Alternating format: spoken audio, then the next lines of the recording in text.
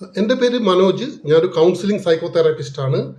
ഇന്ന് ഈ ഒരു വീഡിയോ ഞാൻ ചെയ്യുന്നത് ഒരു കാര്യം ഡിസ്കസ് ചെയ്യാനായിട്ടാണ്. അത് നമ്മുടെ കേരള ഗവൺമെൻറ്റിൻ്റെ ഒരു 20 രൂപയുടെ ഒരു പുതിയൊരു റൂള് വന്നല്ലോ മദ്യപന്മാർക്ക് വേണ്ടിയിട്ട്.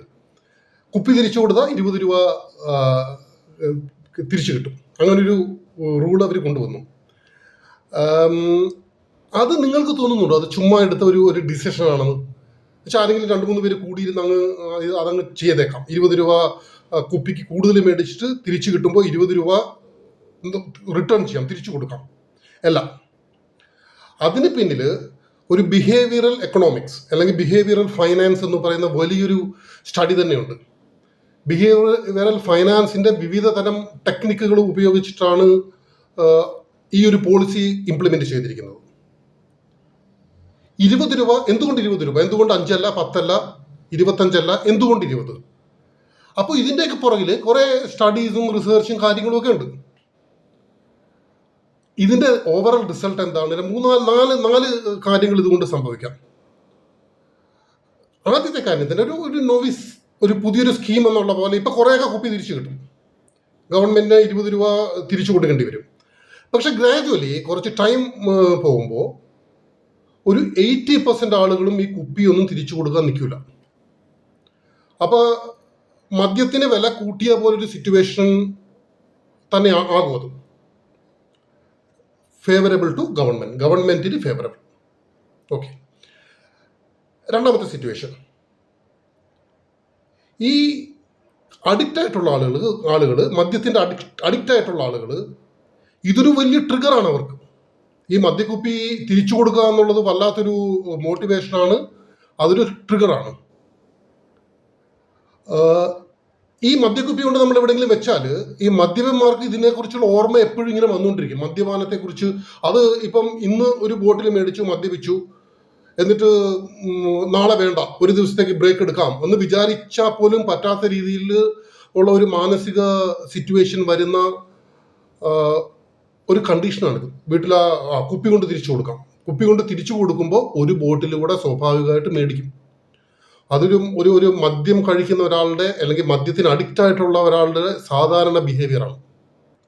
അതുകൊണ്ടും ഗവൺമെന്റിന് ബെനിഫിറ്റ്.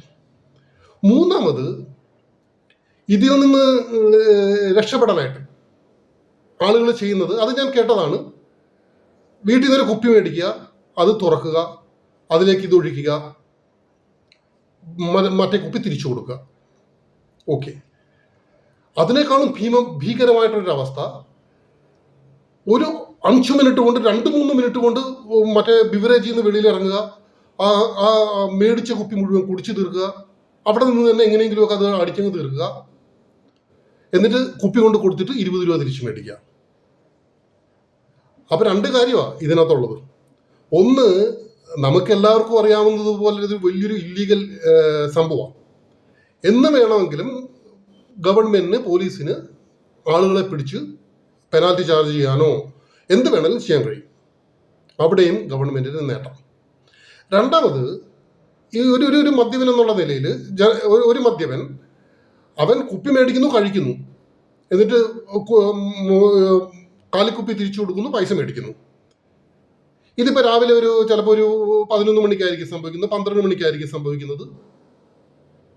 കുറച്ച് നേരം കഴിയുമ്പോൾ ഇവന് പിന്നെയും മേടിക്കേണ്ടി വരും.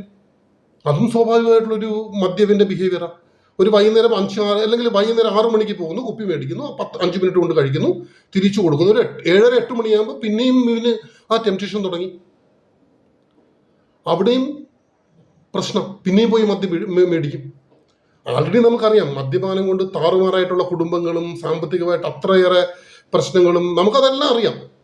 അതിനെയൊക്കെ ഒന്നുകൂടെ ഒന്ന് ട്രിഗർ ചെയ്യുന്ന ഒരു ഡിസിഷനാണ് ഈ 20 രൂപ ഡിസിഷൻ. ഞാൻ വെറുതെ ഇങ്ങനെ പറഞ്ഞു പോകുന്നതല്ല. ഇതിൻ്റെയൊക്കെ കുറേ തിയറി ഇതിൻ്റെ പിന്നിലുണ്ട്. ഇപ്പോൾ ലോസ് അവേർഷൻ, നഡ്ജിങ്, ഇങ്ങനെ കുറേ അഡ്വാൻസ്ഡ് ബിഹേവിയറൽ ഫൈനാൻസിൻ്റെ തിയറി ഒക്കെ ഇതിന് പിന്നിലുണ്ട്.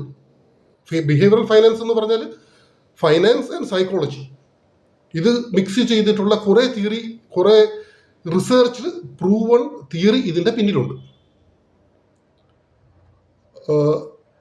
ഒരു ചെറിയ കാര്യം കൂടെ, ഇതുകൊണ്ട് ബെനിഫിറ്റ് കിട്ടുന്ന ഒരു ഒരു ഒരു ഒരു ഗ്രൂപ്പുണ്ട്, ഗവൺമെന്റ് അല്ലാതെ.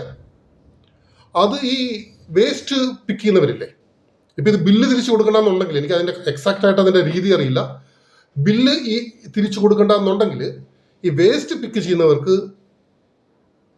ആ പഴയ കുപ്പി വിത്ത് ലേബൽ കിട്ടുകയാണെന്നുണ്ടെങ്കിൽ അവർക്ക് ആ 20 രൂപ അവർക്ക് നേട്ടം ആയിട്ട് വരാം. അല്ലാതെ ഇതൊരു ലൂസ് ഡിസിഷനാണ്. ഇതൊരു ബിഹേവിയറൽ ഫൈനാൻസിനെ എങ്ങനെ മിസ്യൂസ് ചെയ്യാം എന്നുള്ള ഒരു തീരുമാനമായി പോയി.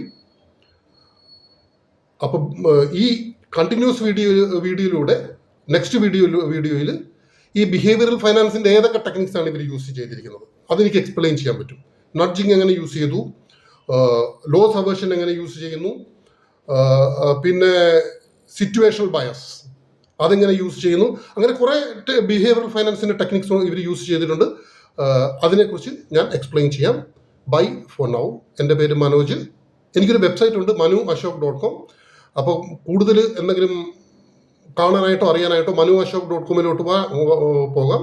ഈ ചാനൽ സബ്സ്ക്രൈബ് ചെയ്യുക. Behavioural finance, behavioural economics, trading psychology അല്ലെങ്കിൽ ജനറൽ കൗൺസിലിംഗ് സൈക്കോളജിയെ കുറിച്ചുള്ള കൂടുതൽ വീഡിയോകളുമായിട്ട് ഞാൻ ഉടനെ